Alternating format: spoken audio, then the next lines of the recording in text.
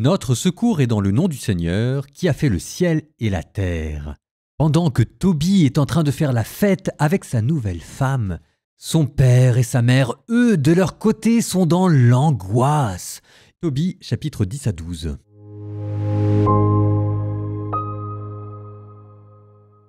De son côté, Tobie faisait quotidiennement le décompte des jours nécessaires à l'aller et au retour.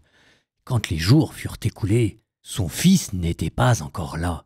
Il se dit « Ah, peut-être a-t-il été retenu là-bas, à moins que Gabaël soit mort et qu'il ne trouve personne pour lui rendre l'argent. » Tobie commençait à s'attrister. Quant à sa femme Anna, elle répétait « Mon enfant a péri, il n'est plus au nombre des vivants. » Et elle se mettait à pleurer et à se lamenter sur son fils. « Hélas, mon enfant, je t'ai laissé partir, toi la lumière de mes yeux. » Et Tobie lui disait « Tais-toi donc, ma sœur, ne t'inquiète pas, notre fils va bien. Ils ont dû avoir un contretemps là-bas. D'ailleurs, celui qui l'accompagne est un homme de confiance. C'est un de nos frères. Ne te tourmente pas au sujet de Tobie, ma sœur, il sera bientôt là. » Mais Anna répondait « Mais tais-toi, n'essaye pas de me tromper, mon enfant a péri. » Et chaque jour, elle se précipitait pour surveiller elle-même la route par laquelle son fils était parti, car elle ne se fiait plus à personne. Après le coucher du soleil, elle rentrait pour se lamenter et pleurer toute la nuit sans trouver le sommeil. Au bout des 14 jours de noces que Raguël avait juré de faire pour sa fille, Tobie alla le trouver et lui dit « Laisse-moi partir, car je sais que mon père et ma mère ne croient plus me revoir. Je t'en prie, père, laisse-moi partir, et je rentrerai chez mon père. Je t'ai déjà décrit dans quel état je l'ai laissé. » Raguël lui répondit « Reste, mon enfant, reste avec moi. J'enverrai à ton père Tobie des messagers qui lui apporteront de tes nouvelles. » Et Tobie répliqua « Pas du tout. Je t'en prie, laisse-moi partir pour retrouver mon père. » Aussitôt, Raguël confia à Tobie Sarah, sa femme, et lui remit la moitié de tous les biens qu'il possédait.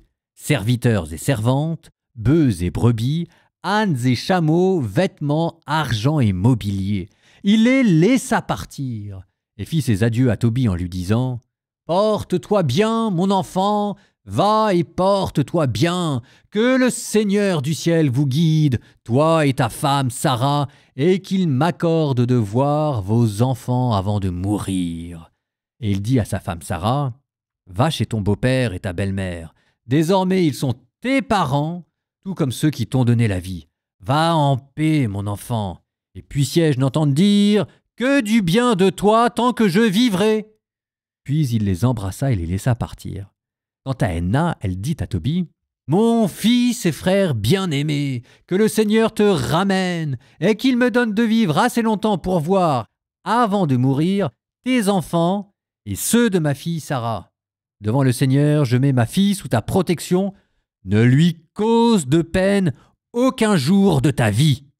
Et va en paix maintenant, mon enfant.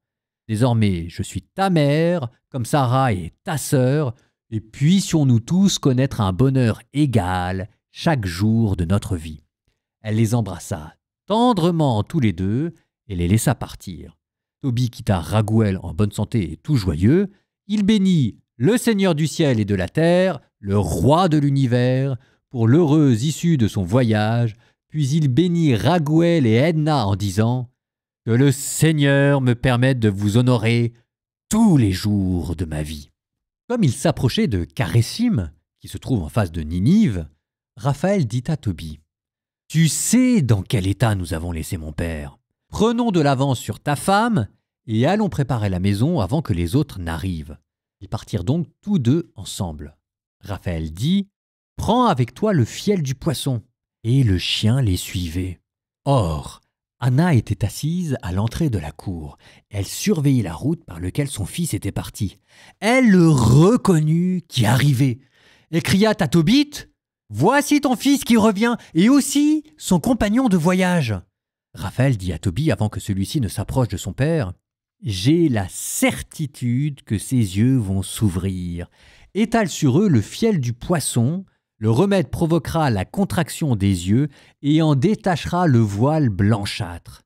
Ton père retrouvera la vue et verra la lumière. » Anna courut se jeter au cou de son fils et lui dit « Je te revois, mon enfant, à présent je peux mourir. » Et elle se mit à pleurer. Quant à Tobit, il se leva et franchit l'entrée de la cour en trébuchant. Tobie alla vers lui, le fiel du poisson à la main.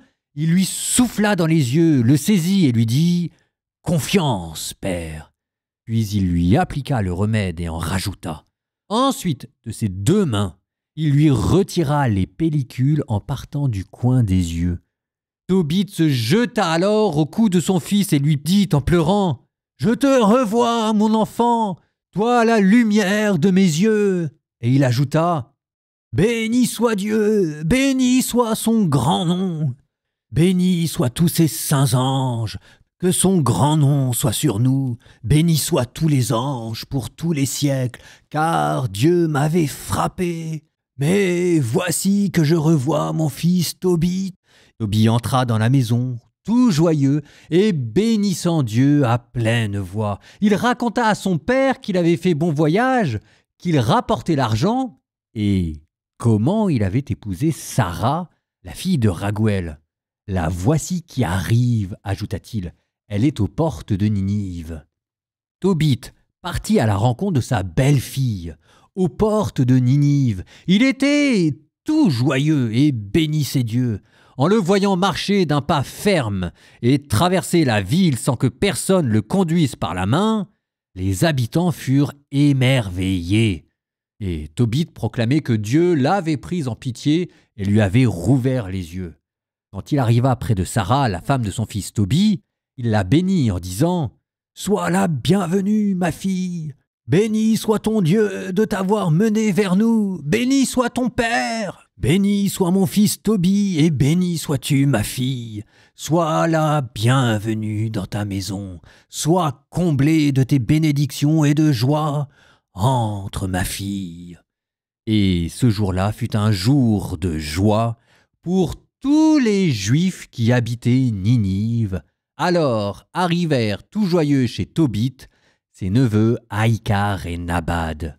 Quand les noces furent achevées, Tobit appela son fils Tobie et lui dit « Mon enfant, pense à donner son salaire à ton compagnon de voyage et ajoute un supplément. » Tobie lui répondit « Père, quelle somme vais-je lui donner comme salaire? Même si je lui donnais la moitié des biens qu'il a rapportés avec moi, je n'y perdrai pas. Il m'a ramené ici en bonne santé, il a guéri ma femme, il a rapporté l'argent avec moi, et il t'a guéri. Et quelle somme vais-je donc lui donner comme salaire? » « Mon enfant, reprit Tobie, il est juste qu'il reçoive la moitié de tout ce qu'il t'a rapporté. » Tobit appela Raphaël et lui dit « Accepte comme salaire la moitié de tout ce que tu as rapporté et va, porte-toi bien. » Alors l'ange les prit tous deux à part et leur dit « Bénissez Dieu et célébrez-le devant tous les vivants pour le bien qu'il vous a fait. Bénissez-le et chantez son nom. Annoncez à tous les hommes les actions de Dieu comme elles le méritent et n'hésitez pas à le célébrer. S'il est bon de tenir cachés les secrets d'un roi, il faut révéler les œuvres de Dieu et les célébrer comme elles le méritent. Faites le bien, et le mal ne vous atteindra pas. Mieux vaut prier avec vérité et faire l'aumône avec justice qu'être riche avec injustice. Mieux vaut faire l'aumône qu'amasser de l'or. L'aumône délivre de la mort et purifie de tout péché. Ceux qui font l'aumône seront rassasiés de vie, tandis que le pécheur et l'homme injuste sont leurs propres ennemis. Je veux vous révéler toute la vérité, sans rien vous cacher. Je viens de vous dire que s'il est bon de tenir cachés les secrets d'un roi, il faut révéler les œuvres de Dieu comme elles le méritent. Eh bien, quand tu priais en même temps que Sarah, c'était moi qui présentais votre prière devant la gloire de Dieu, pour qu'il la garde en mémoire, et je faisais de même lorsque tu enterrais les morts. Quand tu n'as pas hésité à te lever, à laisser ton repas et à partir enterrer un mort, c'est alors que j'ai été envoyé vers toi pour te mettre à l'épreuve. Mais Dieu m'a aussi envoyé pour te guérir, ainsi que Sarah, ta belle-fille. Moi, je suis Raphaël, l'un des 7 anges qui se tiennent ou se présentent devant la gloire du Seigneur. » Les 2 hommes furent alors bouleversés et ils tombèrent face contre terre, saisis de crainte. Mais Raphaël leur dit « Ne craignez pas, la paix soit avec vous, bénissez Dieu à jamais. Tant que je me suis trouvé avec vous, je n'y étais point par un effet de ma bienveillance, mais par la volonté de Dieu. Bénissez-le, donc, chaque jour. Chantez-lui des hymnes. Vous avez cru me voir manger, mais ce que vous avez vu n'était qu'une apparence. Et maintenant, bénissez le Seigneur sur la terre. Célébrez Dieu. Voici que je remonte auprès de celui qui m'a envoyé, et vous mettez par écrit tout ce qui vous est arrivé. » Alors l'ange remonta au ciel. Ils se relevèrent, mais ils ne pouvaient plus le voir. Ils bénirent Dieu, chantèrent pour lui et le célébrèrent pour la grandeur de ses œuvres. Un ange de Dieu leur était apparu. Tobie, fils, qui voyage d'Ecbatane, capitale de la Médie, jusqu'à Ninive, capitale de la Syrie, ça n'a l'air de rien, mais ça vous montre qu'il existait au temps de la déportation un réseau interconnecté de familles juives. Ce que le livre de Tobie vous montre, c'est des stratégies communautaires pour rester unis, malgré la dispersion. Oui, comment pouvez-vous survivre en tant que communauté quand vous êtes privé de votre roi, de votre pays, de vos institutions et de votre temple et de votre religion? Eh bien, de ce point de vue-là, le livre de Tobit, c'est un manuel de survie communautaire. On a vu le mariage entre familles, on a vu les règles alimentaires, le souci de la pureté pour se séparer des autres nations, le respect du calendrier juif, le rappel de l'histoire d'Israël et la transmission culturelle au fils. Le livre de Tobit, c'est tout ça. Sauf que parmi ces règles, il y en a qui sont plus importantes que d'autres et c'est difficile de bien voir lesquelles sont les plus importantes. Et c'est là que la réponse que Raphaël vous a donnée devient intéressante. Écoutez ces versets magnifiques que je vous cite dans la Septante, la traduction grecque. « La prière est bonne avec le jeûne et l'aumône avec la justice. Mieux vaut un peu avec justice que beaucoup avec iniquité, car l'aumône délivre de la mort et purifie de tout péché. » Alors là, ce verset, je vous le cite, vous avez l'impression qu'il sort de nulle part, mais dedans, vous avez ce qui deviendra plus tard les 3 piliers du carême, le jeûne, l'aumône et la prière.